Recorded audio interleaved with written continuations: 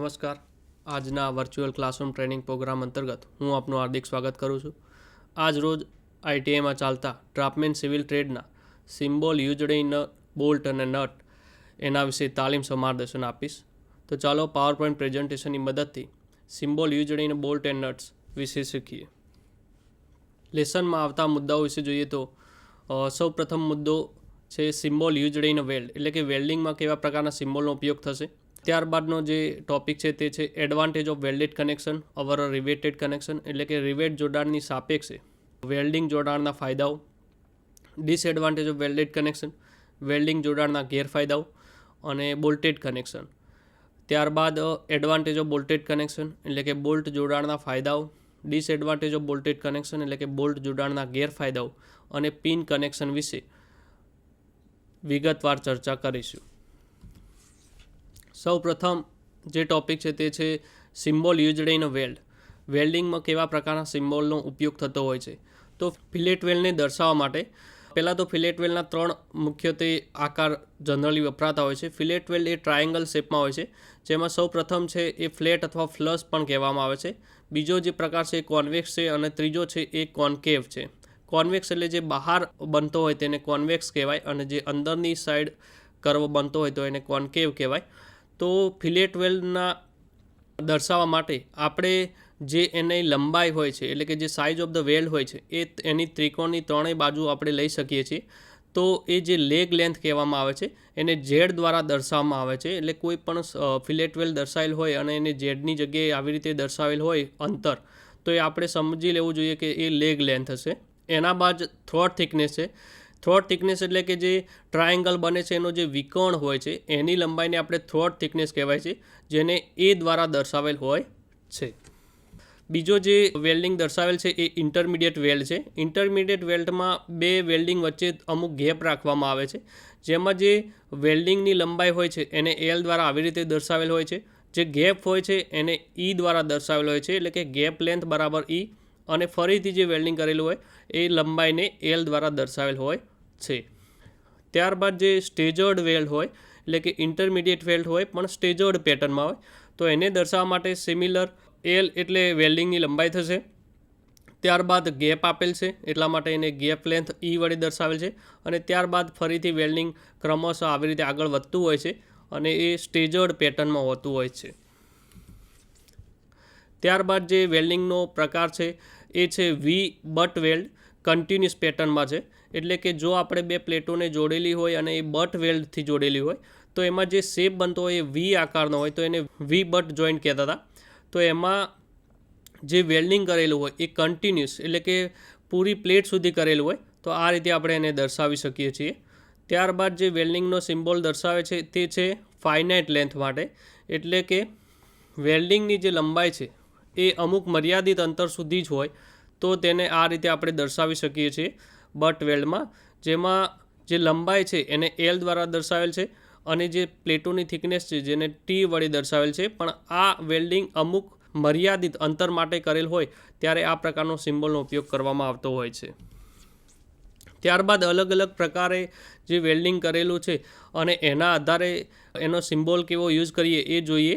તો સૌ પ્રથમ જે પ્રકાર છે એ કન્ટિન્યુઅસ ફિલેટ વન સાઇડ, એટલે કે આપણે જોઈ શકીએ છીએ કે બે પ્લેટોને ટી જંકશન દ્વારા જોડવાની હોવાથી આપણે જે વેલ્ડિંગ કરેલ છે એ ફિલેટ વેલ્ડ છે અને એક જ સાઈડ કરેલું છે, એટલા માટે એને કન્ટિન્યુઅસ ફિલેટ વર્લ્ડ સાઇડ કહેવાય. એને આપણે આ સિમ્બોલ દ્વારા દર્શાવી શકીએ, જેમાં પ્લેટની એક જ સાઈડ વેલ્ડિંગ કરેલું હોવાથી જે ફિલેટ વેલ્ડનો સિમ્બોલ છે એ એક જ બાજુ મૂકેલ છે અને તેની સાઇઝ ઝેડ દ્વારા દર્શાવેલ છે. ત્યારબાદ જે વેલ્ડિંગ કરેલું છે એ ઇન્ટરમીડિયેટ ફિલેટ વન સાઇડ છે, એટલે કે વેલ્ડિંગમાં વચ્ચે ગેપ રાખવામાં આવેલ છે. એટલા માટે આપણે ફિલેટ વેલ્ડને તેની સાઇઝ સાથે સાથે તેની લેન્થ ઓફ ધ વેલ્ડ અને સાથે જે ગેપ વચ્ચે પડે છે એને ઈ દ્વારા દર્શાવેલ છે. ત્યારબાદ જે વેલ્ડિંગ કરેલું છે એ continuous fillet weld both side છે, એટલે કે જે બે પ્લેટોને જોડેલ છે એ કન્ટિન્યુઅસ ફિલેટ વેલ્ડની મદદથી જોડેલ છે અને બંને સાઈડ જોડેલ છે. તો આ વેલ્ડિંગને દર્શાવવા માટે જે સિમ્બોલ વપરાવવામાં આવે છે એ આવી રીતે હોય છે, જેમાં જે વેલ્ડ કરેલું છે એને આ રીતે એરો દ્વારા ફિલેટ વેલ્ડને એક ઉપરની સાઈડ ત્યારબાદ નીચેની સાઈડ બંને સાઈડ દર્શાવેલ છે, કારણ કે ફિલેટ વેલ્ડ આપણે બંને બાજુ કરેલ હોવાથી કન્ટિન્યુઅસ ફિલેટ વેલ્ડ બોથ સાઈડનો સિમ્બોલ આ રીતે દર્શાવવામાં આવે છે અને તેની સાઇઝ Z તરીકે અહીંયા દર્શાવવામાં આવતી હોય છે. ત્યારબાદ જે વેલ્ડિંગનો પ્રકાર છે એ છે ઇન્ટરમીડિયેટ ફિલેટ બોથ સાઈડ, એટલે કે આવી રીતે જો આપણે વેલ્ડિંગ કરેલું હોય ઇન્ટરમીડિયેટ ફિલેટ વેલ્ડ અને એ પણ બંને બાજુ, તો તેને આ રીતે આપણે દર્શાવી શકીએ છીએ કે ફિલેટ વેલ્ડ બંને બાજુ કરેલ હોવા લાઇનના બંને સાઈડ આપણે ફિલેટ વેલ્ડનો શેપ આપેલ છે, પ્લસ Z વડે તેની લેગ લેન્થ દર્શાવેલ છે, L દ્વારા જે વેલ્ડિંગ કરેલું છે આથી આ અંતર સુધીનું એ L દ્વારા દર્શાવેલ છે અને એના વચ્ચે જે ગેપ પડે છે એને E દ્વારા બાજુમાં દર્શાવેલ છે. ત્યારબાદ જે વેલ્ડિંગ કરેલું છે જેમાં બે પ્લેટોને ટી ટાઈપ ગોઠવેલ છે અને એમાં સ્ટેજર્ડ પેટર્નથી વેલ્ડિંગ કરેલું છે. તો આવું કોઈ સ્ટેજર્ડ પેટર્નથી વેલ્ડિંગ કરેલું હોય અને આ આકારનો શેપ બનતો હોય તો તેને આપણે આ રીતે દર્શાવી શકીએ, જેમાં Z એ ફિલેટ વેલ્ડ કરેલ છે એની લેગ લેન્થ હશે, L એ લંબાઈ થશે, Z સ્ટેજન પેટર્નની લંબાઈ થશે અને E બંને વચ્ચેનો ગેપ થશે. ત્યારબાદ જે વેલ્ડિંગ કરેલું છે એ સ્ક્વેર બટ વેલ્ડિંગ છે, જે બંને સાઈડ સ્ક્વેર બટ વેલ્ડિંગ કરેલું હોય તો આ આકાર દ્વારા તમે સ્ક્વેર બટ વેલ્ડિંગને દર્શાવી શકો છો. ત્યારબાદ જે વેલ્ડિંગ કરેલું છે એ છે સિંગલ V બટ વેલ્ડ, એટલે કે જો આપણે એક જ બાજુ V શેપનું બટ વેલ્ડ કરેલ હોય તો તેને દર્શાવવા માટે આ નિશાનીનો ઉપયોગ થઈ શકીએ છીએ, જેમાં બે પ્લેટોને જોડી અને V શેપનો ગ્રુવ બતાવી અને બટ વેલ્ડ આપણે દર્શાવી શકીએ છીએ. નેક્સ્ટ જે છે એ ડબલ V બટ વેલ્ડ છે, એટલે કે જેને એક્સ વેલ્ડ પણ કહી શકાય, કે જે બટ વેલ્ડમાં V શેપ બંને બાજુ બનતો હોય તો એને આ નિશાની દ્વારા આપણે દર્શાવી શકીએ છીએ. નેક્સ્ટ જે વેલ્ડિંગ કરેલું છે તે છે single bevel butt weld type, અને એને દર્શાવવા માટે આ ટાઈપની નિશાનીનો ઉપયોગ આપણે કરી શકીએ છીએ. ત્યારબાદ જે વેલ્ડિંગ કરેલું છે એ ડબલ બેવલ બટ વેલ્ડ છે, એટલે તેને દર્શાવવા માટે આપણે ઉપર બાજુ અને નીચે બાજુ બંને સાઈડ નિશાનીઓ દ્વારા ડબલ બેવલ બટ વેલ્ડને દર્શાવી શકીએ છીએ. નેક્સ્ટ જે વેલ્ડિંગ કરેલ છે તે સ્પોટ વેલ્ડ છે. જ્યારે કોઈ બે પ્લેટોને ટેમ્પરરી રાખવાની હોય, ટેકવી રાખવાની હોય ત્યારે અમુક જગ્યાએ સ્પોટ વેલ્ડ કરવામાં આવતું હોય છે. તો આ જે સ્પોટ વેલ્ડ કરેલું છે એને આપણે D એટલે કે એનો ડાયામીટર દ્વારા દર્શાવેલ છે, અને એના વચ્ચે જે ગેપ પડતી હોય છે, એક બિંદુ અહીંયા છે, એક વેલ્ડિંગનું બિંદુ અહીંયા છે, તો એના વચ્ચે જે ગેપ પડતી હોય એને E દ્વારા આપણે દર્શાવેલ છે. તો સ્પોટ વેલ્ડ કરેલું હોય અને જો એને દર્શાવવું હોય તો આ રીતે તમે દર્શાવી શકો છો. ત્યારબાદ જે વેલ્ડિંગ કરેલું છે એ પ્લગ અથવા સ્લોટ વેલ્ડ ટાઈપ છે, જેમાં જે વેલ્ડિંગ કરેલું છે એના વચ્ચેની જે ગેપ હોય છે, એટલે કે સ્લોટ વેલ્ડ એક અહીંયા કરેલું છે અને બીજું અહીંયા કરેલું છે અને C સેક્શનને એક પ્લેટ સાથે જોડેલ છે, તો જેમાં જે બે ગેપ છે એને E દ્વારા દર્શાવેલ છે. એ વેલ્ડિંગની લંબાઈ છે એને L દ્વારા અહીંયા બાજુમાં દર્શાવેલ છે, પ્લસ જે એની થિકનેસ છે વેલ્ડિંગની એ C દ્વારા અહીંયા દર્શાવેલ છે, અને આ રીતે આપણે પ્લગ અથવા સ્લોટ વેલ્ડને દર્શાવી શકીએ છીએ. તો આ પ્રમાણે આપણે વેલ્ડિંગના અલગ અલગ જે જગ્યાએ ઉપયોગ થતો હોય એના પ્રમાણે આપણે વેલ્ડિંગની નિશાનીઓ દ્વારા દર્શાવી શકીએ છીએ. બીજો એનો ટોપિક હતો કે advantage of welded connection over a riveted connection, એટલે કે રિવેટ જોડાણની સાપેક્ષે વેલ્ડિંગ જોડાણના ફાયદાઓ. તો વેલ્ડિંગ જોડાણમાં છિદ્રો કરવામાં આવતા નથી, માટે જોડાણમાં વપરાતા ભાગોનો પૂરો વિસ્તાર અસરકારક હોય છે. વેલ્ડિંગ જોડાણ રિવેટ જોડાણની સાપેક્ષે વજનમાં હલકું હોય છે. તેનો ત્રીજો ફાયદો છે વેલ્ડિંગ જોડાણ ઘણીવાર જોડાણ કરેલ ધાતુના સમકક્ષ મજબૂતાઈ ધરાવતું હોય છે. વેલ્ડિંગ જોડાણના બીજા ફાયદા છે કે રિવેટ જોડાણ કરતાં વેલ્ડિંગ જોડાણનું સમારકામ એટલે કે રિપેરિંગ અને તેના નવા ભાગોનું જોડાણ કરવું સરળ હોય છે.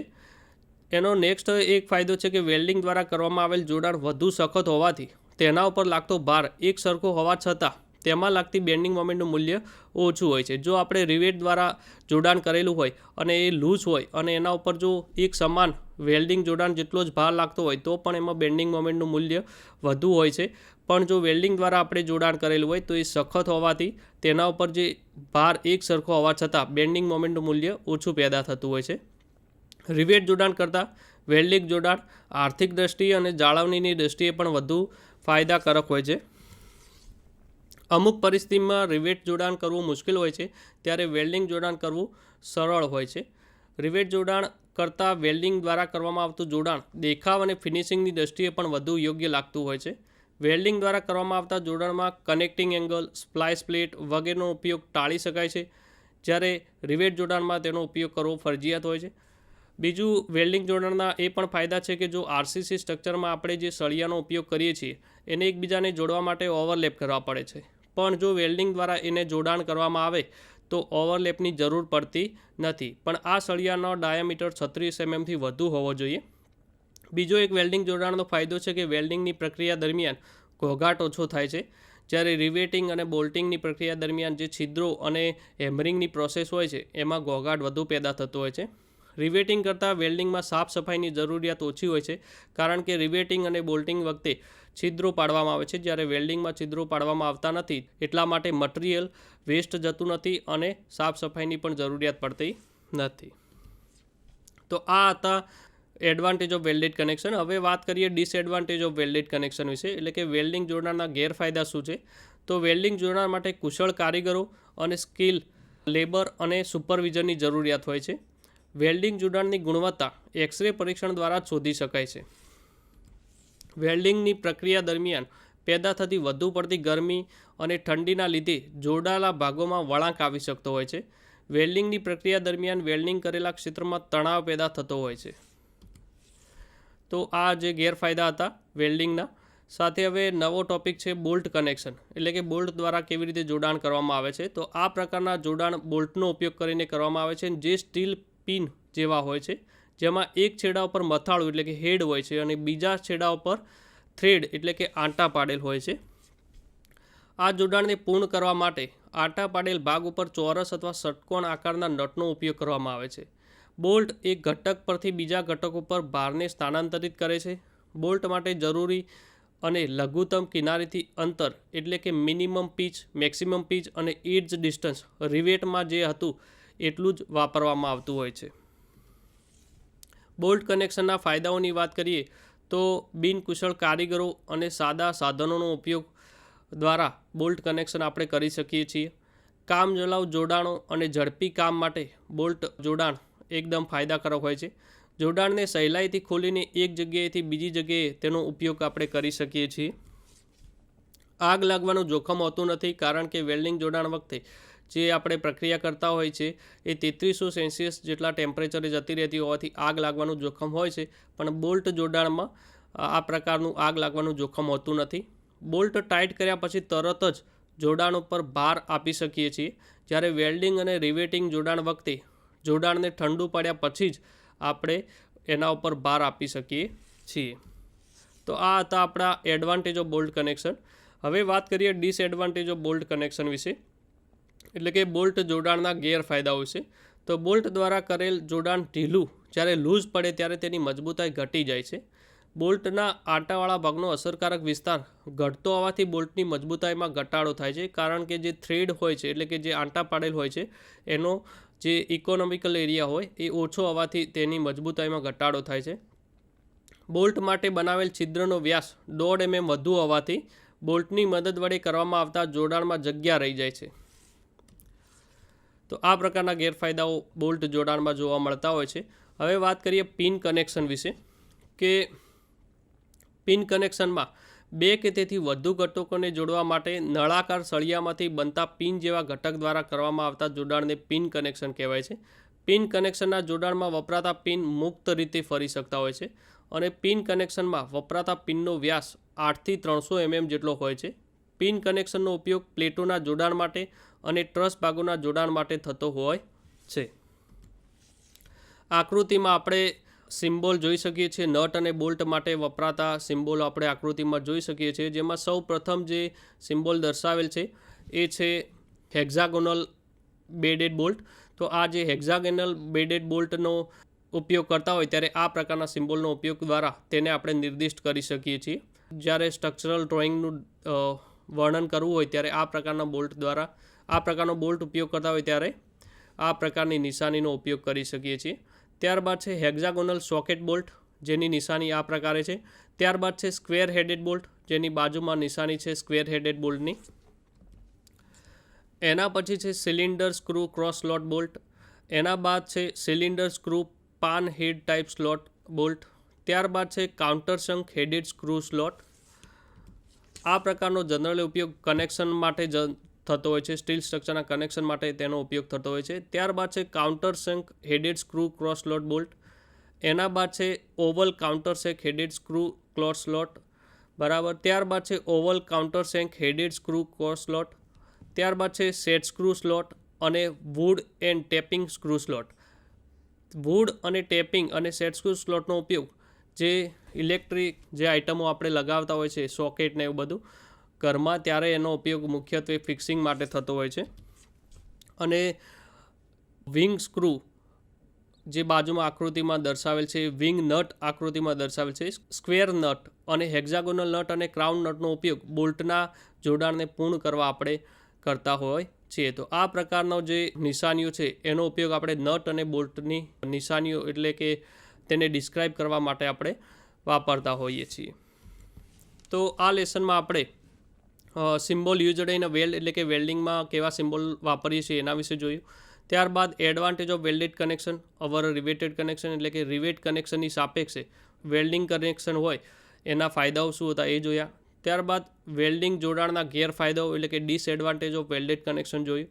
બોલ્ટેડ કનેક્શન જોયું અને એના ફાયદાઓ અને ગેરફાયદાઓ વિશે વાત કરી.